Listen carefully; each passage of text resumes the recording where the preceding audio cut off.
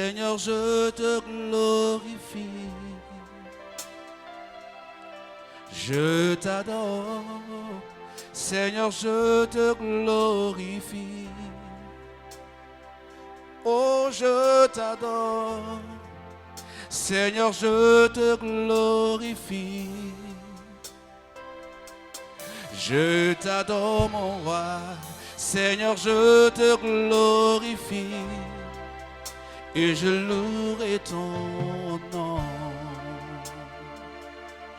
Je t'adore. Et je louerai ton nom. Oh, je t'adore. Je t'adore. Seigneur. Seigneur, je te glorifie. Jésus, mon roi. Je t'adore. Seigneur, je te glorifie. Je t'adore. El Shaddai. Seigneur, je te glorifie. Je louerai. Et je louerai ton nom. Je t'adore. Et je Et louerai je ton louerai nom. ton Ton nom, Seigneur, je t'adore. Je t'adore. Oh, je t'adore. Seigneur. Seigneur, je te glorifie. Jésus, mon roi. Je t'adore. Seigneur, je te glorifie. Jésus, mon Père, je t'adore. Je t'adore. Seigneur, Seigneur, je te glorifie. et je louerai. Et je louerai ton nom. Je t'adore. Je t'adore. Je louerai ton nom. Et je louerai ton nom. Je t'adore. Je t'adore. Je t'adore. Seigneur, je te glorifie. Dieu ressuscité. Je t'adore. Seigneur, je te glorifie. Jésus, mon soutien, je t'adore. Ma force est toi. Et je louerai. Je t'adore. Je louerai ton nom. Oui, je t'adore. Je t'adore. Seigneur, Seigneur, je te glorifie. je t'adore. Seigneur, je te glorifie. El Shaddai, je t'adore. Seigneur, je te glorifie. Elohim, je t'adore. Seigneur, je te glorifie. Mon pourvoyeur, je t'adore. Seigneur, je te glorifie. Et je louerai. Je louerai ton nom. Oui, je t'adore. Je t'adore. Et je louerai. Et je louerai ton nom. Je t'adore. Et je louerai. Et je louerai ton nom, Seigneur, je t'adore. Je t'adore. Je louerai Et ton je nom. louerai ton nom. Je t'adore. Je t'adore. Hosanna, Hosanna, Hosanna au plus haut des cieux. Hosanna, Hosanna. Hosanna, Hosanna. Hosanna, Hosanna au plus haut des cieux. Hosanna, Hosanna. Hosanna, Hosanna. Hosanna au plus haut, Hosanna au plus haut des cieux. Nous célébrons ton nom. Nous élevons ton nom. D'un cœur reconnaissant. Un cœur reconnaissant. Tu es le Seigneur glorieux. Tu es le Seigneur Oh, glorieux. Hosanna. Hosanna au plus haut des cieux. Nous célébrons ton nom, Seigneur. Ton nom. D'un cœur reconnaissant, Seigneur. Tu es le Seigneur glorieux. Tu es le Seigneur Hosanna. Hosanna au plus haut des cieux. Gloire, gloire, gloire à Jésus, notre roi. Gloire, gloire, gloire à Jésus, notre roi. Jésus, Qui vit à jamais. Gloire, gloire, gloire, gloire à Jésus, notre roi. Nous célébrons son nom. nous élevons ton nom. Jésus, d'un cœur reconnaissant. Des cœurs reconnaissants. Tu es le Seigneur glorieux. Tu es le Seigneur glorieux. Gloire à Jésus. Gloire à Jésus, notre roi. Nous célébrons ton nom. Nous élevons ton nom. D'un cœur reconnaissant. Des cœurs reconnaissants. Tu es le Seigneur glorieux. Tu es le Seigneur glorieux. Gloire à Jésus notre roi. Gloire à Jésus, notre Alléluia. Gloire à Jésus notre roi. Gloire à Jésus, notre Gloire à Jésus, gloire à Jésus notre roi. Gloire à Jésus, notre roi. Tu es digne de louange. Tu es digne de louange. Tu nous as sauvés de la mort pour nous donner la vie éternelle. Tu es digne de louange. Tu nous as sauvés de la mort pour nous donner la vie éternelle. Tu es digne de louange. Tu es digne. Tu es digne. Tu es digne, Seigneur. De louange. Tu nous as sauvés. Sauvés de la mort. Pour nous donner la vie éternelle. Oh, tu es digne de louange. Tu nous as sauvés De la mort. pour nous donner.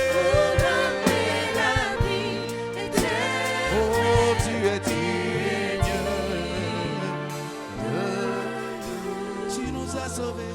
Tu nous as sauvés de la mort pour nous donner la vie Éternel,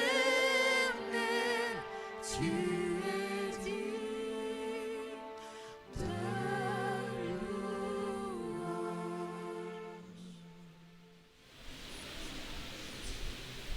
Gloire à toi, Jésus-Christ. Dieu d'amour, tu es venu te donner à nous alors que nous étions encore sans force, des condamnés à mort. Béni sois-tu notre roi. Seigneur, à quel autre irions-nous qu'à toi? Tu as les paroles de la vie éternelle. Et nous avons cru, et nous avons connu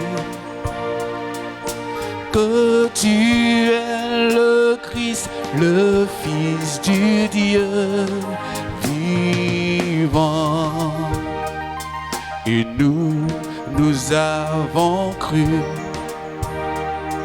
et nous avons connu que tu es le Christ, le Fils du Dieu vivant. Seigneur, à quel autre irions-nous qu'à toi? Tu as les paroles, Tu as les paroles de la vie de éternelle. la vie éternelle. Et nous avons cru, Nous avons cru, nous avons connu et nous avons connu que tu es le Christ, le Fils du Dieu vivant. et nous avons Et cru, nous avons cru, nous avons et connu nous avons connu que tu es le Christ, le Fils du Dieu vivant. Seigneur. À quel autre irions-nous qu'à toi? Tu as les paroles de la vie éternelle. Et nous avons cru, et nous avons connu que tu es le Christ, le Fils du Dieu vivant. Et nous avons cru, et nous avons connu que tu es le Christ, le Fils du Dieu vivant. Seigneur, à quel autre irions-nous? Quel autre irions-nous qu'à toi? Tu as les paroles Tu as les paroles de la vie de la éternelle. vie éternelle. Et nous avons Et cru, nous avons cru, nous avons connu et nous avons connu que tu es le Christ, le Fils du Dieu vivant. parce qu'il vit. Je n'ai rien à craindre, mes lendemains sont assurés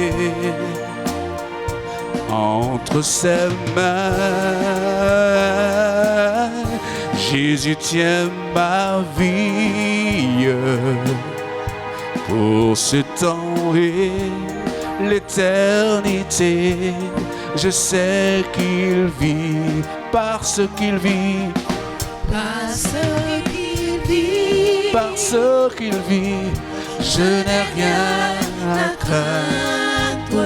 Mes lendemains les lendemains sont assurés assurés entre ses mains. de ses mains. Jésus tient ma vie, Jésus tient ma vie pour ce temps, Ce temps et l'éternité. je sais qu'il vit. Jésus tient ma vie, Jésus tient ma vie. Pour ce temps et l'éternité, je sais qu'il vit.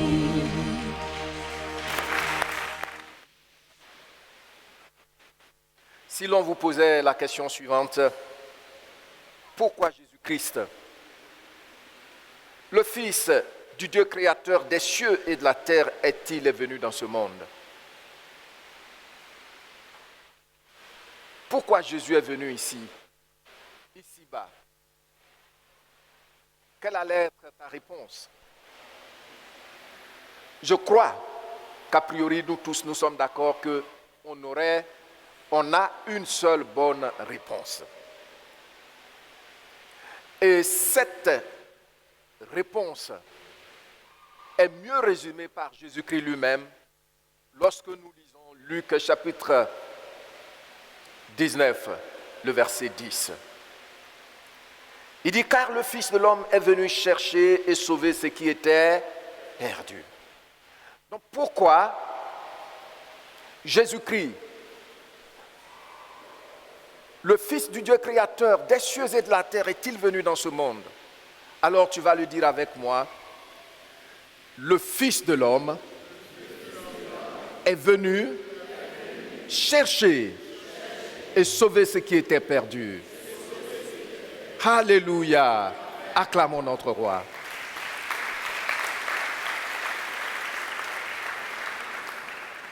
Voyez-vous que cette réponse est simple, mais profonde. Elle est simple, toutefois profonde, et pas seulement profonde, mais difficile à comprendre.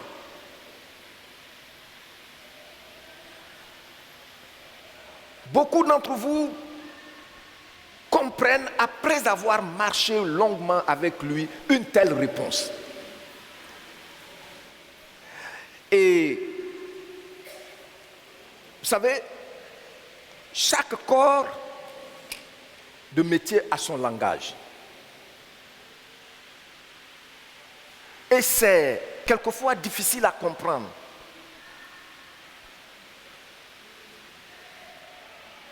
Vous écoutez, quand vous partez à un poste de police, vous écoutez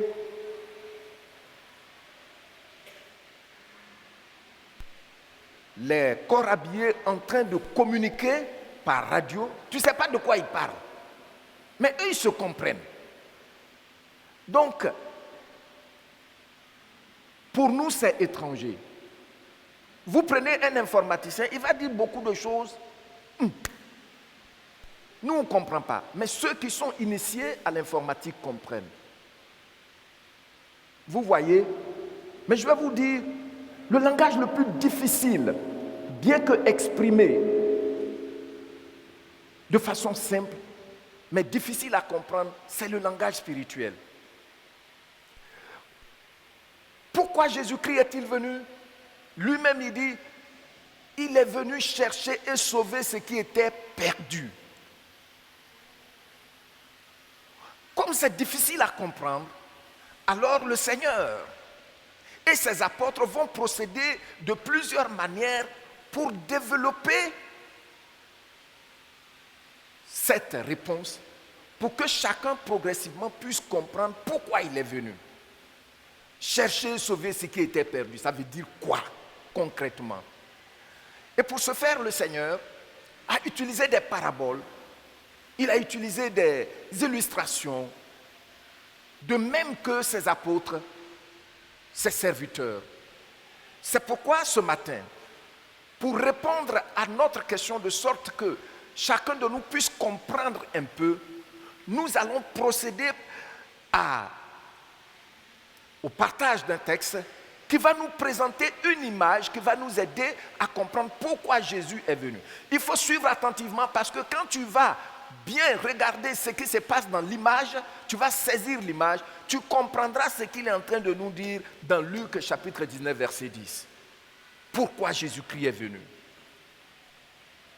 Mes bien-aimés, ce matin, nous allons voir donc une image, un tableau, un film qui va nous aider à répondre de façon satisfaisante, sinon à bien comprendre la réponse que Jésus-Christ nous a donnée dans Luc chapitre 19, verset 10. Pour ce faire, retenez ou notez que le titre de notre partage, c'est « Pourquoi Jésus-Christ est-il venu dans ce monde ?» Pourquoi?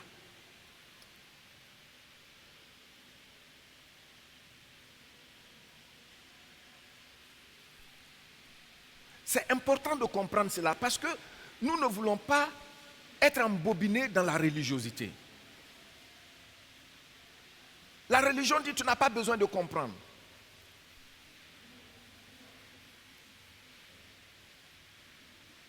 La religion dit non, tu n'as pas besoin de comprendre quoi que ce soit. Or, je vous dis, de façon extraordinaire, la foi repose sur la compréhension. Quand tu comprends, tu obéis. Tu trouves que c'est un privilège. Alléluia. La foi fait quoi? Repose sur la compréhension. Dis avec moi, la foi repose sur la compréhension. Plus quelqu'un, on dit qu'il est solide dans sa foi, plus sa compréhension est claire. Sa compréhension est bien fondée sur ce que Dieu dit. Amen.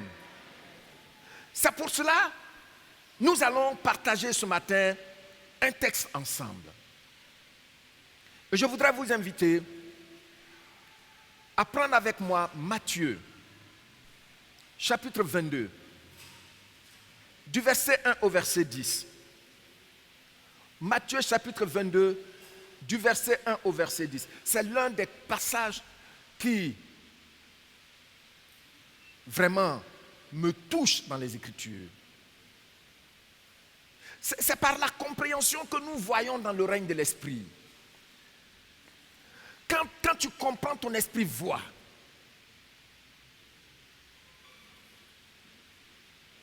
Alors, je vais vous demander de vous tenir debout, s'il vous plaît, vos Bibles ouvertes, et nous allons le lire ensemble dans la version Louis II, du verset 1 au verset 10. Alors, je vais commencer la lecture, et puis tu vas lire après moi. Jésus prenant la parole, leur parla de nouveau en parabole. Et il dit, le royaume des cieux est semblable à un roi qui fit des noces pour son fils. Il envoya ses serviteurs appeler ceux qui étaient invités aux noces. Mais ils ne voulurent pas venir. Il envoya encore d'autres serviteurs en disant, dites aux conviés, voici, j'ai préparé mon festin. Mes bœufs et mes bêtes grasses sont tués. Tout est prêt. Venez aux noces. Mais, sans s'inquiéter de l'invitation, ils s'en allèrent, celui-ci à son champ, celui-là à son trafic, et les autres se saisirent des serviteurs, les outragèrent et les tuèrent. Le roi fut irrité. Il envoya ses troupes et fit périr ses meurtriers et brûla leur ville. Alors, il dit à ses serviteurs, les noces sont prêtes, mais, les conviés n'en étaient pas dignes. Allez donc dans les carrefours et appelez aux noces tous ceux que vous trouverez.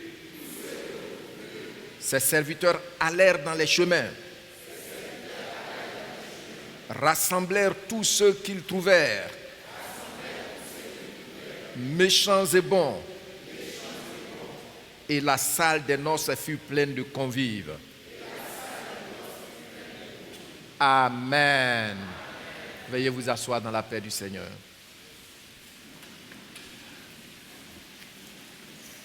La première des choses que nous allons faire, c'est de voir de quoi s'agit-il dans le texte. Il s'agit de quoi dans le texte?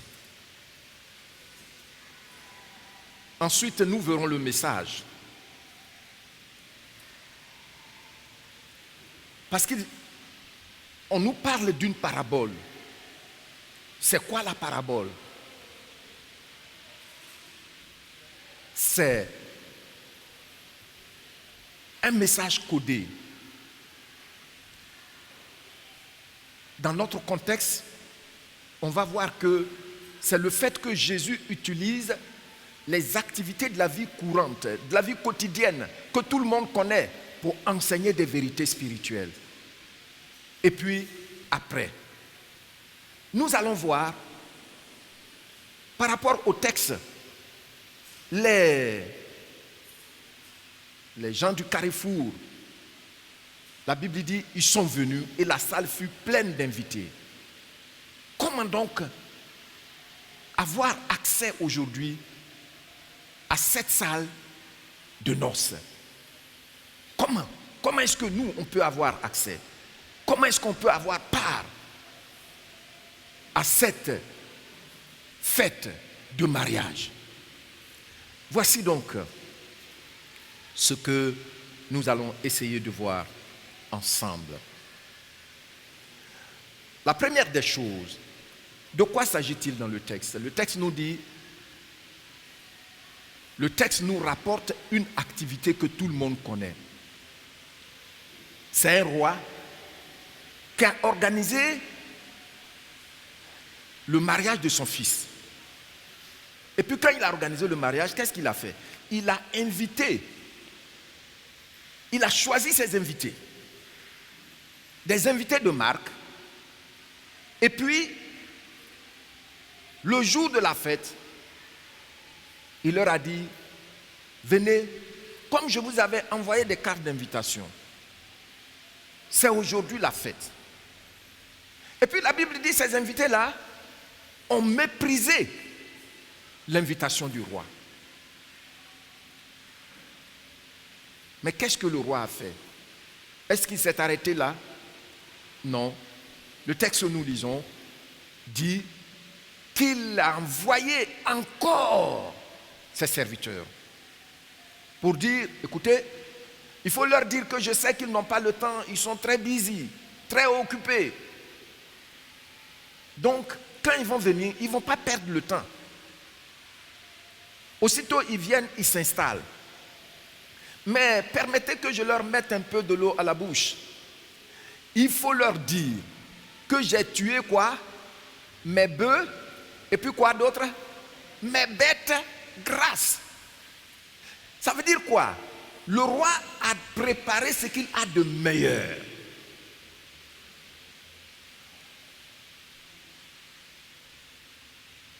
Voyez-vous que dans la parabole intitulée par certains le fils prodigue, le grand frère est fâché parce que le père a tué le veau gras.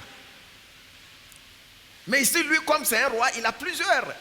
Et il les a tous tués pour recevoir ses invités. Mais cette fois-ci, les invités, bon, certains ont donné des arguments qui ne tiennent pas. Soit ils vont aller faire leur business. C'est ça le trafic. C'est des grands hommes d'affaires. C'est les affaires. Et puis d'autres ont dit, bon, mais on s'est mariés, donc on va aller à la réception et tout ça. Il y a d'autres qui ont dit, on va au champ. Mais normalement, la réception se fait à partir de quelle heure? Dans l'après-midi. Après-midi, là, tu vas aller au champ. Même s'il y a des lampadaires dans ton champ. Et puis, c'est un roi qui vous invite. C'est le roi. D'ailleurs, ce n'est même pas un des rois. C'est le roi dans le royaume duquel vous êtes qui vous a invité. Mais vous voyez, ils ont méprisé, ils ont trouvé des arguments. Mais qu'à cela ne tienne, regardez, ils sont allés encore un peu plus loin. Certains se sont saisis des serviteurs du roi, les ont insultés, les ont maltraités. Et puis qu'est-ce qu'ils ont fait? Ils ont fini par en tuer plusieurs. Ce qui fait que le roi est fâché et puis il a envoyé ses troupes pour brûler leur ville. Toutefois, ce qui est touchant, c'est que le roi n'a pas annulé la fête. Le roi n'a pas fait quoi? Il n'a pas annulé la fête.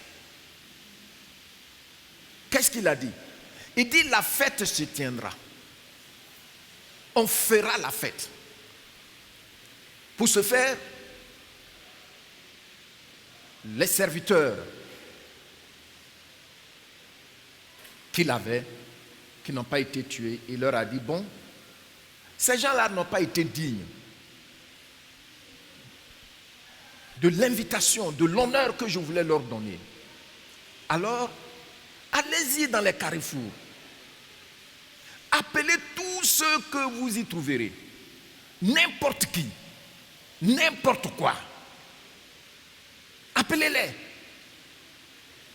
Les paralytiques, les aveugles, les sourds, les mendiants, les prostituées, les proxénètes, les voleurs, les soulards couchés dans les caniveaux au carrefour. Appelez-les. Que c'est la fête. À notre grande surprise, le texte dit, quand ils sont allés au carrefour, les gens ont répondu spontanément et massivement, au point où la salle de réception était remplie d'invités. Acclamons le Seigneur. Voici donc de quoi il s'agit dans le texte. J'espère que tu as compris un peu. Maintenant, quel est le message du texte? Qu'est-ce que Jésus veut nous dire? D'abord, je vous ai dit que c'est une parabole. Nous l'avons lu ensemble. Et je vous ai dit que dans notre contexte ici, le contexte spirituel, la parabole, c'est le fait que Jésus utilise des activités de la vie quotidienne. Tout le monde connaît. Vous voyez, quand vous allez le prendre, vous allez voir que souvent, il parle de paysans. Il parle de bergers. Il parle d'une femme qui balaie sa maison pour chercher ce qu'elle a perdu. Bon, tout ça, on connaît ça. Hein? Voilà. Donc, il utilise les choses comme ça. Un enfant rebelle, il est parti. Et puis, il est allé dans le pays où, quand on entre là-bas, le roi de là-bas, il te prend tout. Hein? C'est-à-dire Satan, le fils prodigue. Et puis, il dit des choses que nous connaissons déjà. Mais derrière cela, il vise à nous communiquer des réalités spirituelles. Amen. Vous comprenez ça? Qui me suit? Merci. Tu es béni au nom de Jésus-Christ. Donc, dans ce résumé-là, quelque chose est vrai et réel derrière que Jésus veut nous enseigner. Alors,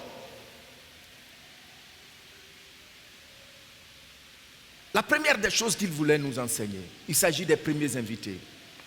Les premiers invités, c'est qui? Puisqu'il y a une réalité pour nous communiquer, à nous communiquer. Il y a une vérité à nous communiquer. Ça veut dire que quand on parle de la parabole, pour saisir le message qui est derrière, il faut faire ce qu'on appelle une identification. Ça veut dire, dans la réalité, de quoi parle-t-il? Il faut faire quoi? Une identification. Alors, nous, dans nos cultures, quand quelqu'un parle, on dit, il a parlé de moi. Et puis quelqu'un d'autre dit, mais qu'est-ce qui prouve qu'il a parlé de toi? Non, il parlait en parabole, c'était de moi. Tu vois, donc on va dire c'est un langage détourné. Hein? Mais est-il que dans la réalité, on a besoin d'une identification en vue d'accepter la vérité, de choisir ce qu'on doit faire. Ainsi donc, dans cette identification, nous voyons que les premiers invités, c'est les Juifs. C'est avec leur père que Dieu a fait alliance, Abraham. C'est eux qui sont les dépositaires des promesses de Dieu. Mais regardez comment ils ont été rebelles. Comment ils se sont toujours attaqués à Dieu en persécutant les serviteurs qu'il leur envoyait. Regardez combien de prophètes et d'apôtres, de disciples qui ont été tués. Lorsque nous lisons le livre des Hébreux, il dit certains même ont été sciés, jetés dans le feu, livrés aux lions. Vous voyez, les Juifs, et le comble, ils ont sacrifié le Seigneur. Ils l'ont crucifié. Quand bien même que les témoignages ne concordaient pas, les témoignages ne tenaient pas, c'est eux les invités d'honneur qui n'ont pas donné de la valeur à l'invitation du roi. À cause du temps, je vais vous épargner de l'histoire. Regardez toute cette déportation qu'Israël a connue.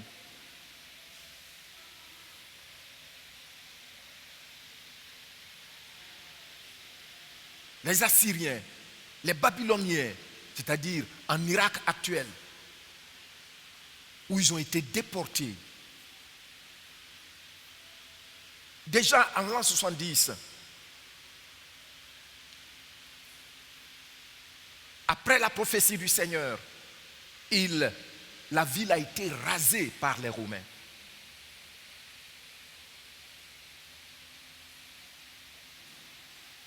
Et à nos temps modernes, nous parlons de l'Holocauste. Je me souviens avoir lu en 88 un livre et j'ai pleuré.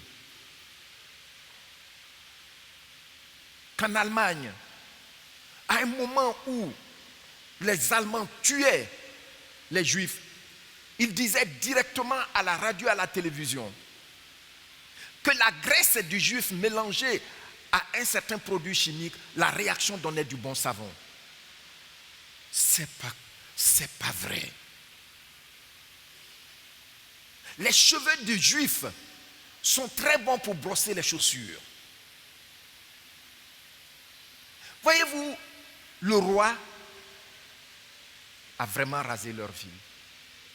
À un moment, les Juifs n'avaient plus de pays. Ils erraient ça et là. Et le monde montre que c'est les plus grands hommes d'affaires du monde. Les Allemands se sont levés parce que finalement, les Juifs ont racheté toutes les terres de l'Allemagne. L'Europe de l'Est, l'ancienne URSS s'est levée parce que les plus grands riches, c'étaient les Juifs. Ils sont venus arracher toutes leurs terres.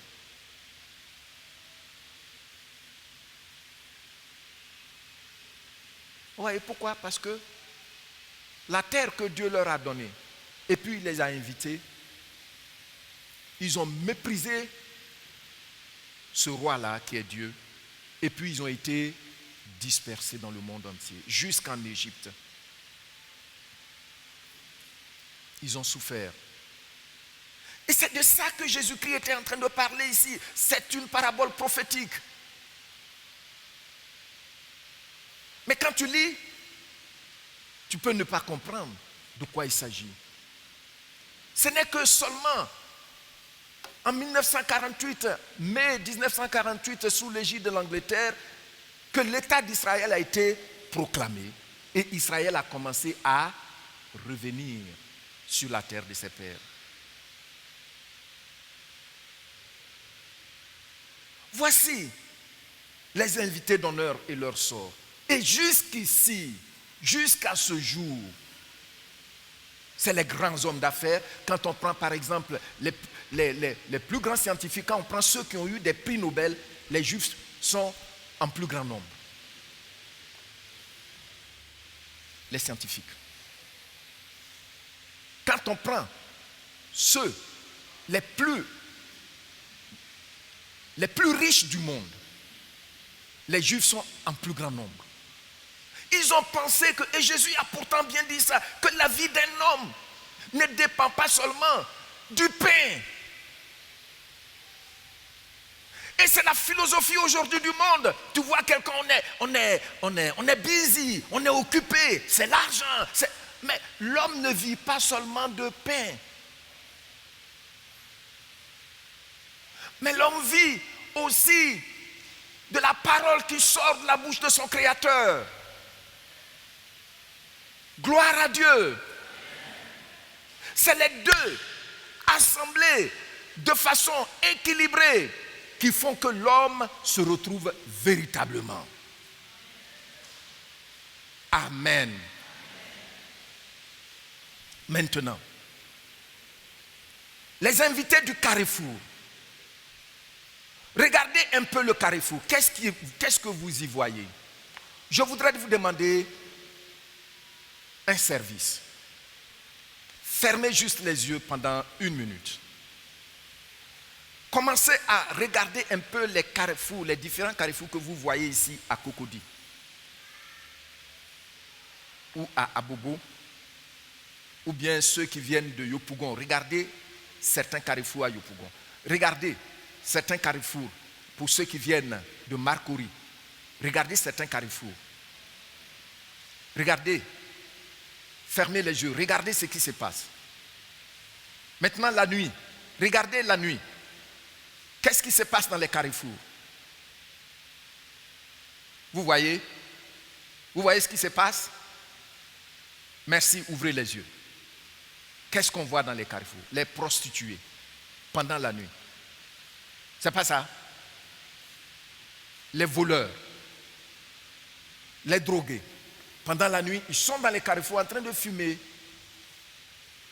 Mais pendant le jour, les mendiants, les aveugles, les paralytiques. Les gens du carrefour sont dans la souffrance, dans la misère. Et les gens des carrefours, c'est les gens des autres nations, hormis les Juifs, c'est-à-dire moi.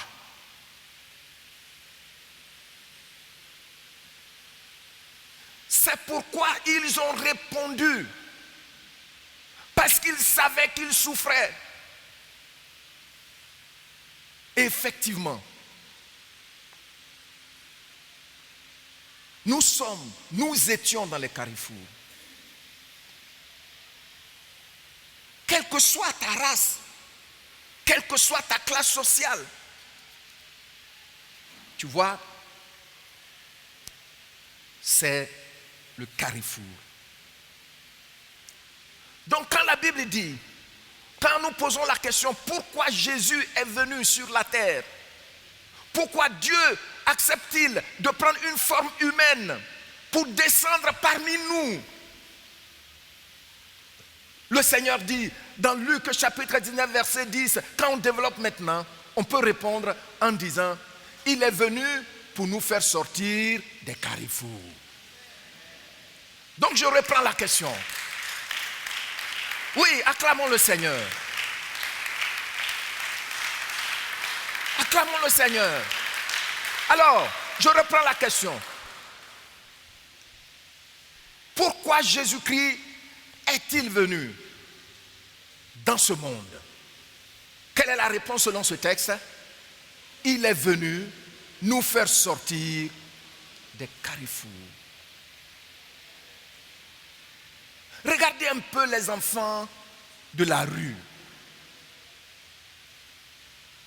Ils ne sont plus à la maison. Regardez la vie qu'ils mènent.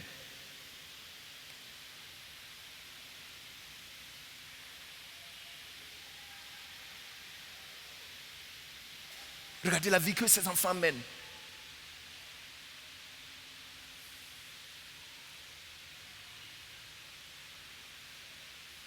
Un jour, quelqu'un m'a dit,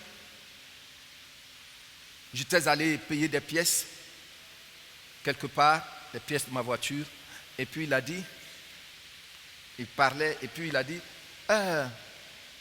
tu sais, les gens qui sont à Cocody là,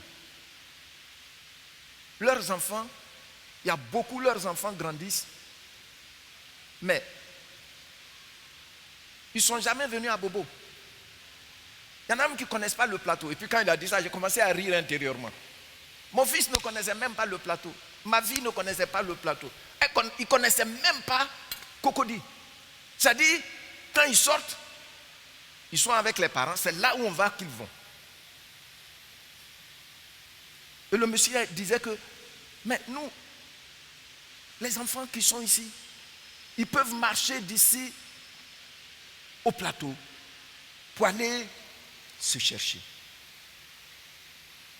Le carrefour. Mais bien aimé, vous m'avez plusieurs fois entendu dire ici qu'on ne peut pas tromper ma vigilance. Regarde, tu ne peux pas tromper ma vigilance. Non, non, non, non, non, non, non. Pourquoi? Parce que Jésus-Christ m'a sorti du carrefour. C'est une vision. Le carrefour. Mais bien aimé, beaucoup sont dans les carrefours. Un jour, Marilyn Monroe,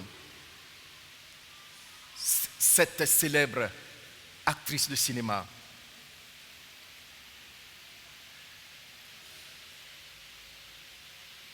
avait un grand concert.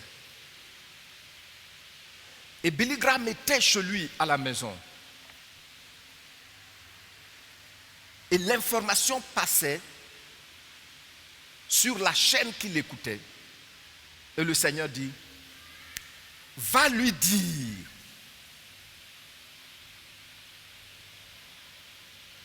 que je l'aime. Je veux la sauver. Donc, le jour de son spectacle, Billy Graham est allé payer le ticket pour entrer là-bas. Et à la fin de son programme, Billy Graham est allé vers lui. Elle l'a reçu. Et Billy Graham lui a dit, le Seigneur Jésus-Christ m'envoie à te dire qu'il t'aime. Il veut te sauver. Elle a regardé Billy Graham et lui a dit, j'ai pas besoin de ton Jésus. Il ne peut rien me donner. Mais vous savez, beaucoup de gens vivent dans l'illusion, ils ne savent pas qu'ils sont dans les carrefours. Remplis d'orgueil, pourtant vous êtes dans le carrefour. Mais quelle a été la fin de Marilyn Monroe? Même si aujourd'hui elle a toujours des adeptes qui l'adorent. Marilyn Monroe s'est foutu une balle dans la tête. Carrefour.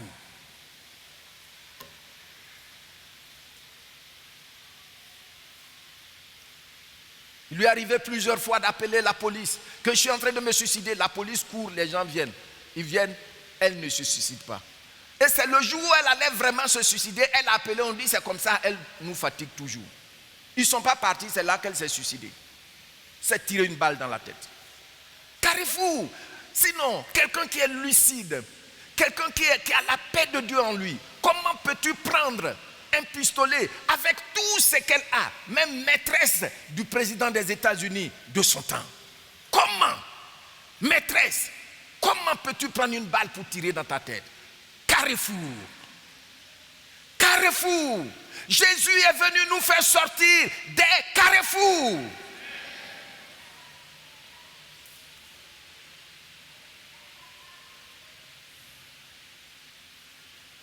À Adjen, une année, en ce moment, le quartier n'était pas aussi peuplé.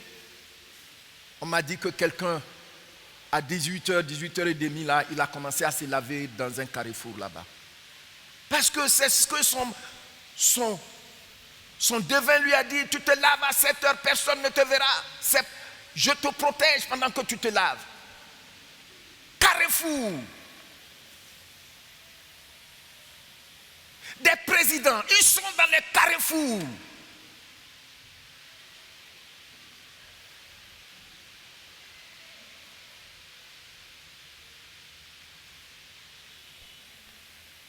Des gens qui ont de grands biens et pourtant ils sont dans les carrefours. Regardez, je vous l'ai déjà dit ici, combien j'ai été fatigué par les arguments de ce philosophe Jean-Paul Sartre.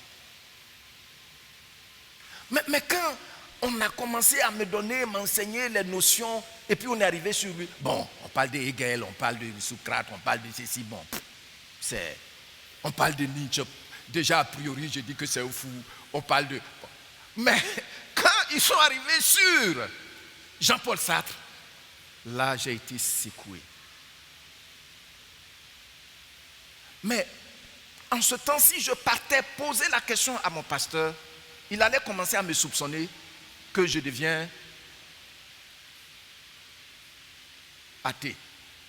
Mais je souffrais parce que quand vous voyez son argument, son argumentation, non, vous comprenez, si la vie est comme une feuille blanche, on te donne le stylo, c'est à toi d'écrire ce que tu veux. J'ai besoin de qui d'autre?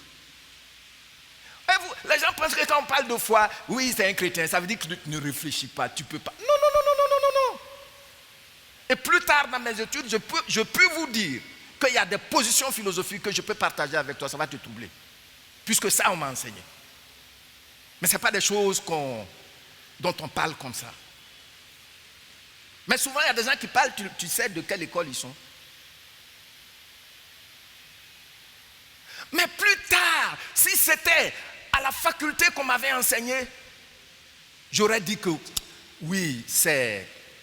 Mais ce n'était pas à la faculté, je lisais un livre que j'ai pris de la bibliothèque de mon grand frère. Et c'est là que je trouvais qu'ils ont fait, au 19e siècle, fin 19e siècle, un bilan sur le développement scientifique. Et Jean-Paul Sartre a dit ceci: nous avons contracté le temps et l'espace, mais il faut reconnaître que la science est encore très loin de résoudre le vrai problème de l'homme. Oui, nous avons contracté le temps et l'espace. Quitter ici pour aller à Paris, si tu devais marcher, tu allais faire combien d'années avant d'y arriver? Mais aujourd'hui, au plus tard, en 8 heures de temps, tu es à Paris. N'est-ce pas? On a contracté l'espace et puis le temps. Mais cet homme, ce grand penseur dit, il faut reconnaître que la science est encore loin de résoudre le vrai problème de l'homme. Le vrai problème de l'homme, c'est quoi? C'est qu'il est dans les carrefours, il n'est pas à la maison. Il faut le ramener à la maison. Et Jésus-Christ est venu pour nous ramener à la maison.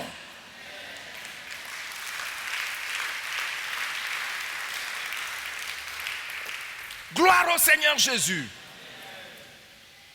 Gloire au Seigneur Jésus. Oui. Il y a un frère ici. Je me souviens une année, il m'a amené son patron avec sa femme. J'ai prié parce qu'elle est malade. Il l'a amenée en France. Et puis, ils sont revenus, mais la situation s'est empirée et il a parlé au frère qui est un de ses collaborateurs et puis il m'a parlé, il a pris rendez-vous avec moi. Je prie, voici ce qui se passe, des manifestations terribles. Et des choses ont commencé à sortir en présence du monsieur. Et comme c'est un haut gradé, c'est peut-être la première fois qu'il vit des choses comme ça. Les choses sont dans la maison, des choses telles. Le monsieur tremblait de tout son être dans mon bureau. Quand la femme est revenue en elle-même, nous trois, on est allés dans une grande maison là-bas, à la 8e tranche, ou 7e tranche. Lorsque nous étions entrés dans la chambre, il y a un appartement dans la chambre principale. Et c'est couvert de paille, avec photo de son grand maître dessus. Carrefour, les gens sont dans les carrefours, c'est pourquoi on doit avoir compassion d'eux pour aller les appeler. Les gens souffrent. Même pour avoir accès au lit, il faut t'amincir. Bon, heureusement que lui et sa femme, bon, ça peut passer. Mais écoutez, et il est sorti pour aller prendre quelque chose. Sa femme m'a dit, c'est mon mari qui fait des choses. Les gens sont dans les carrefours, les gens souffrent. Jésus est venu nous dire, sortez des carrefours, revenez à la maison. Amen. Gloire au Seigneur. Donc, quand nous croyons en Jésus-Christ, qu'est-ce qu'il fait? Il nous fait sortir des carrefours, de ces lieux lugubres. Hein?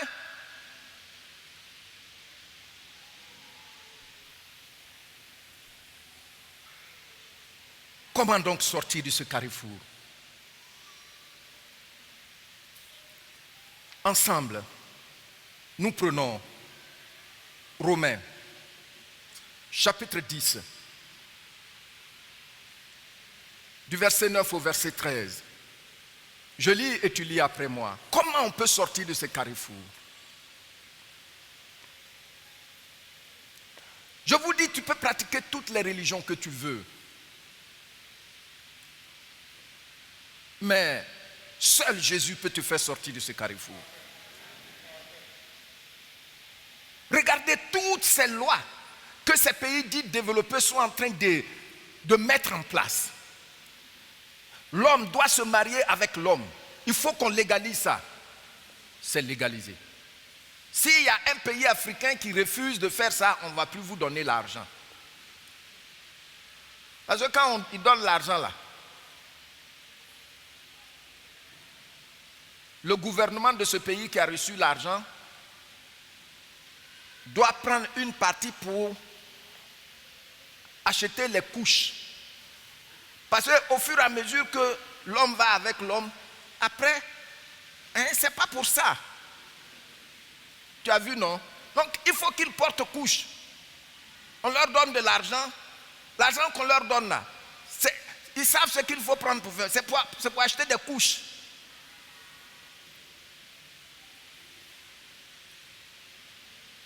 Regardez-moi des choses comme ça.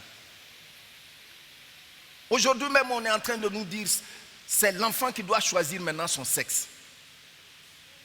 Mais ça, c'est tombé plus bas que les animaux.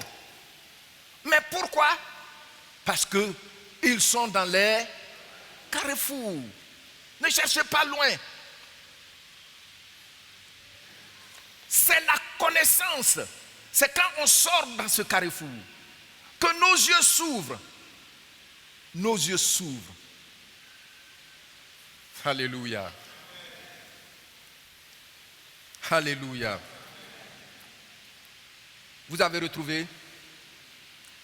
Je lis et puis tu lis après moi. Romains chapitre 10, verset 9 jusqu'au verset 13. Si tu confesses de ta bouche le Seigneur Jésus, et si tu crois dans ton cœur que Dieu l'a ressuscité des morts, tu seras sauvé. Car c'est en croyant du cœur qu'on parvient à la justice. Et c'est en confessant de la bouche qu'on parvient au salut. Selon ce que dit l'Écriture, quiconque croit en lui, qu'est-ce qui va arriver? Il ne sera point confus. Fais comme ça avec moi. Quiconque croit en lui ne sera point confus. Ne sera point confus. Alléluia. Alléluia. Nous sommes au verset 12. Il n'y a aucune différence, en effet, entre le juif et le grec, puisqu'ils ont tous un même Seigneur, qui est riche pour tous ceux qui l'invoquent. Car quiconque invoquera le nom du Seigneur sera sauvé. Si tu lui fais appel, Seigneur, je reconnais mon état. Je reconnais ma situation. Je souffre. Je veux sortir de ce carrefour. Je te demande pardon pour la vie que j'ai menée. Jésus-Christ, viens dans mon cœur. Je prends la ferme décision qu'à partir d'aujourd'hui, c'est à toi seul que je soumets ma vie, c'est à ta parole que je vais obéir jusqu'à la fin de mon pèlerinage dans ma vieillesse, ici-bas. La Bible dit, tu ne seras jamais confus.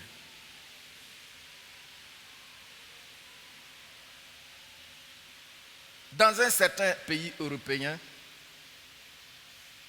ça je l'ai entendu sur une chaîne, actuellement, ils ont travaillé une loi pour dire, quand on dit mariage pour tous là, il faut qu'on accepte que l'homme se marie à un animal, à un chien. Et ça est sur la table. Ils sont en train de régler ne serait-ce que ce cas où l'enfant qui naît peut choisir son sexe. Regardez comment les aveugles dans le carrefour, c'est eux qui font la loi. L'enfant naît, tu as vu son sexe, mais il faut qu'il choisisse. Même dans sa tête, Dieu l'a constitué pour qu'il reconnaisse qui il est. Mais parce que aveugle. Maintenant on dit il faut. Cette loi est déjà préparée. Il faut que les gens acceptent. Ça veut dire que demain, oh, que le Seigneur nous épargne. Que le Seigneur garde nos enfants qui y vont. Sinon, ton enfant va venir ici avec un chien qui dont la queue fait. Mais si tu lui dis, mais le chien là, mais pourquoi tu voyages? Il va dire, fais attention à ce que tu dis.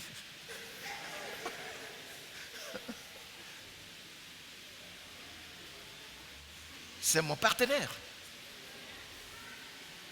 Vous voyez, nous sommes à un niveau aujourd'hui. Celui qui est lucide, c'est celui qu'on taxe de discriminant. Vous voyez, non? Non.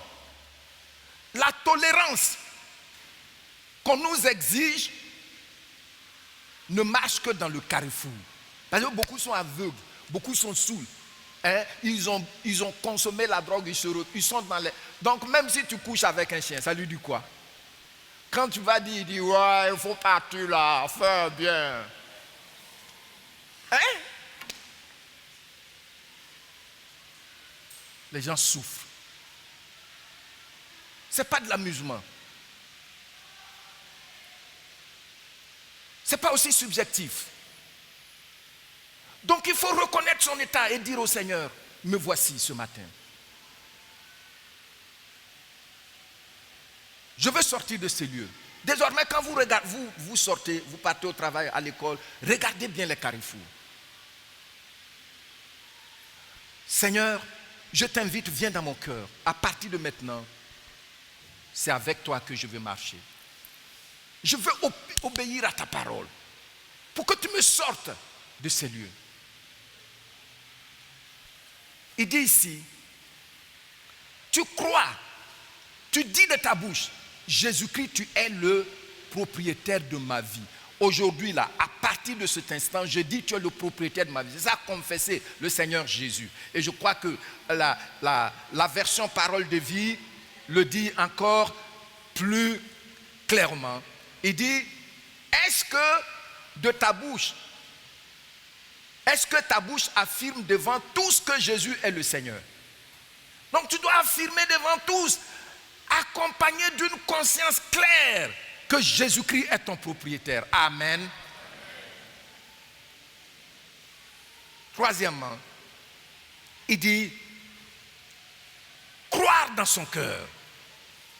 Est-ce que tu crois dans ton cœur que Dieu l'a réveillé de la mort? Dieu l'a ramené de la mort à la vie. C'était difficile au début pour les disciples comme Thomas de croire que Jésus-Christ était effectivement revenu à la vie. Mais on voit qu'il est revenu à la vie. Les portes fermées, le voilà, il apparaît. Il y en a, imaginez-vous un peu. Moi, si j'étais là, j'allais crier, tomber même en syncope. Mais il a dit, que la paix soit sur vous. Touchez-moi. Regardez. Regardez. Ça a pris du temps pour que les gens soient rassurés. Même, regardez, il est revenu à la vie, il prépare pour eux au bord de l'eau. Et puis les gens mangent. Il a mangé avec eux pour montrer que ce n'est pas un fantôme. Jésus-Christ est vraiment revenu à la vie. Acclamons notre Seigneur.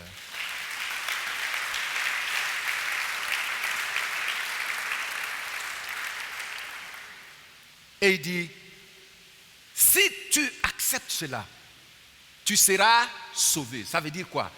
Tu vas sortir, il va te sortir du carrefour. Amen.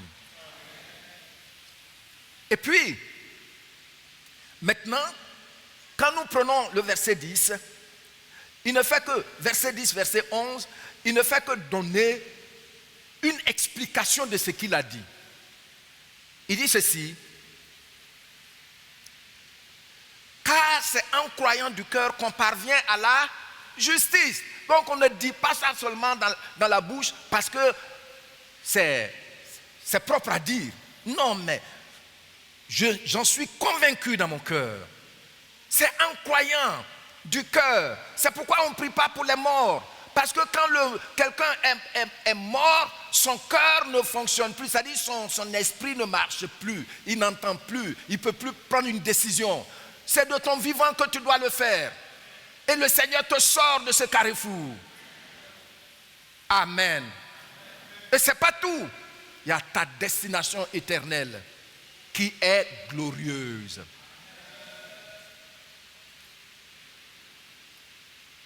Et il dit, c'est en croyant du cœur.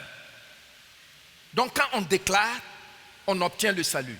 Quand on croit dans le cœur, Jésus-Christ nous rend juste.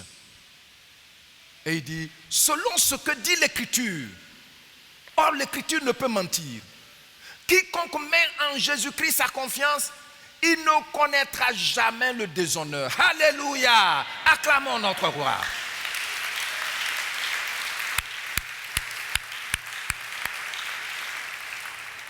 Oui.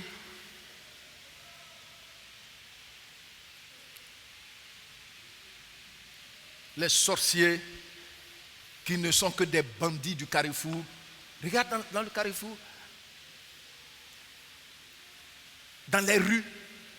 Quelqu'un qui dort là, il y a un bandit qui peut venir. Tuer même, ça fait plaisir quand on écoute leur témoignage. Il peut venir te tuer et puis bon, il passe, il est content, c'est une manière de s'affirmer. Mais tu es exposé.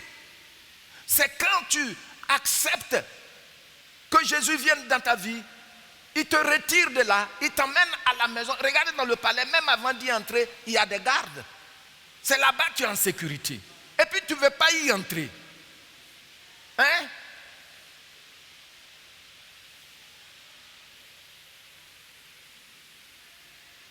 Voici donc ce que nous avons vu.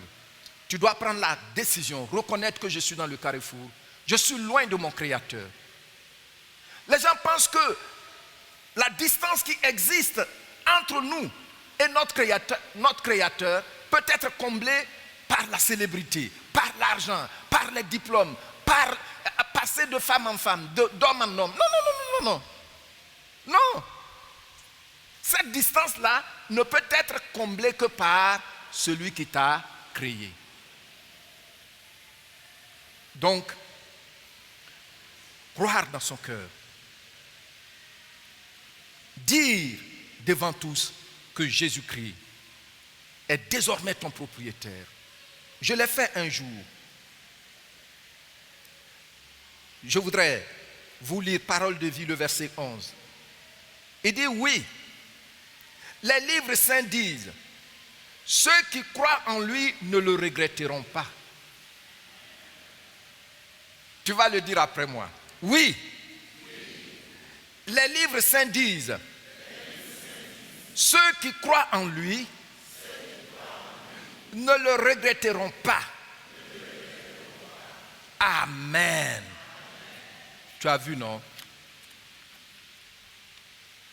Si tu acceptes que Jésus-Christ vienne dans ta vie, si tu prends la décision, tu ne vas jamais regretter.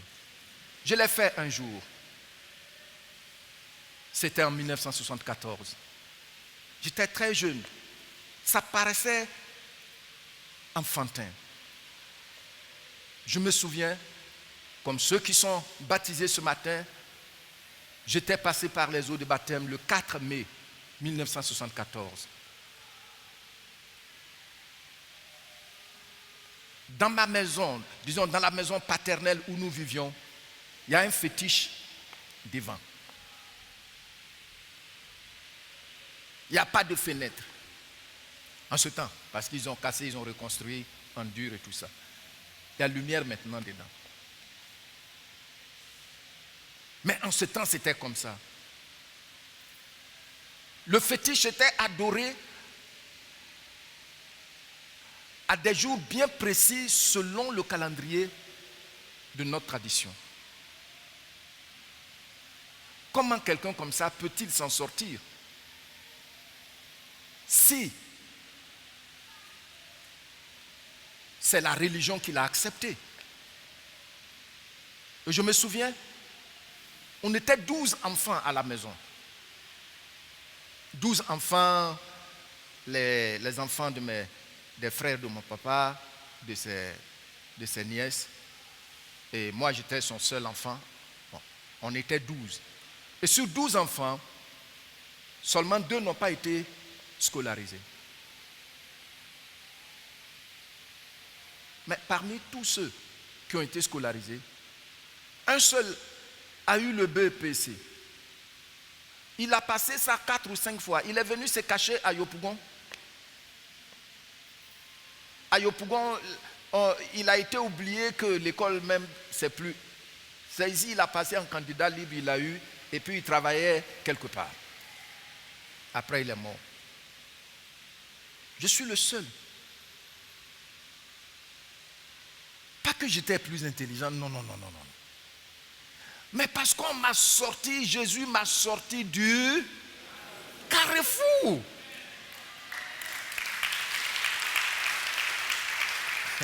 C'est pourquoi souvent quand je partage avec vous, je dis, on ne peut pas me tromper la vigilance. Le monsieur là, je le connais. Je le connais. Hein?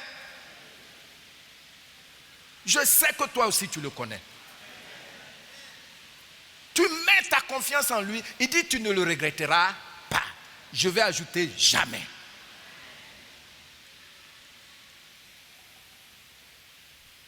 Le but donc de ce partage, pourquoi Jésus est venu, c'est que chacun de nous réalise qu'il est venu pour nous sortir de nos carrefours. À mon âge, quand je tombe là, je dors profondément. C'est extraordinaire. Regardez, tu tombes là, tu dors profondément. Tu te réveilles toi-même, tu es content, tu vas te prosterner devant lui. Je ne suis plus du carrefour.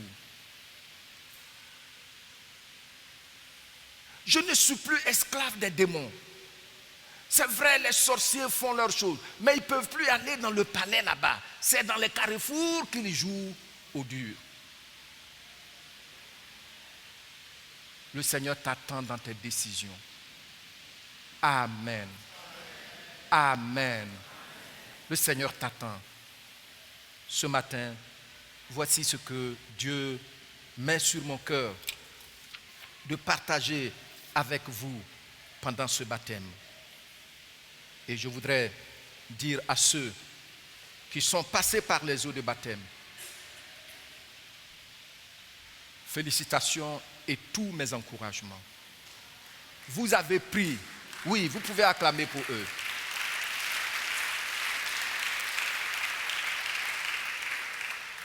Vous avez pris la meilleure des décisions de votre existence. Je disais, la dernière fois j'ai rencontré les responsables, les différents responsables et des cultes, de la gestion des cultes, de nos cultes, et puis je leur parlais. On n'écrit pas la vie au brouillon. Il y a des gens qui aiment écrire la vie au brouillon. La vie s'écrit au propre. Mais pour pouvoir l'écrire au propre, il faut Jésus-Christ dans ta vie. C'est pourquoi je vous encourage. Vous avez l'opportunité d'écrire votre vie au propre. Le brouillon, il n'y en a pas. Il n'y en a pas. Il n'y en a pas. Il y a des gens qui aiment écrire leur vie au brouillon. Non, non, non, non, non. Écrivez votre vie au propre. Et c'est par Jésus-Christ que vous pouvez écrire votre vie au propre. Amen. Il est là ce matin. Encouragez-vous les uns aux autres. Soyez fermes dans la communion. Prenez la parole de Dieu à cœur. C'est la sémence qui ne pourrit jamais et qui va porter son fruit. Le fruit de paix, de joie, d'amour, de persévérance, de sainteté, de succès. Alléluia. Vous avez fait le bon choix, je vous encourage. Ou quiconque est ici ce matin qui n'a jamais dit à Jésus, viens dans mon cœur. Je vois que je suis vraiment dans le carrefour. Voyez-vous, il y a tellement d'illusions. Il y a tellement d'illusions. Ceux qui sont ici pensent qu'il faut absolument aller de l'autre côté, comme ça on va bien vivre. Pourtant les gens sont dans les carrefours. Hein?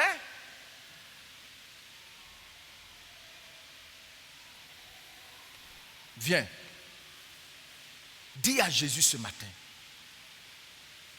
Je prends la décision de te dire oui. Viens dans mon cœur, Seigneur Jésus. Je crois que tu m'aimes. Toute cette vie que j'ai menée loin de toi, je te demande pardon. La vie de carrefour. J'en suis fatigué. Je veux revenir à la maison. J'accepte l'invitation à la fête de mariage. Viens prendre ma main. Conduis-moi à la fête de mariage. Et je vais te dire, tout comme je l'ai expérimenté, tout comme plusieurs ici ont expérimenté, ta vie ne sera plus jamais la même. Une profonde transformation sera ton partage au nom de Jésus.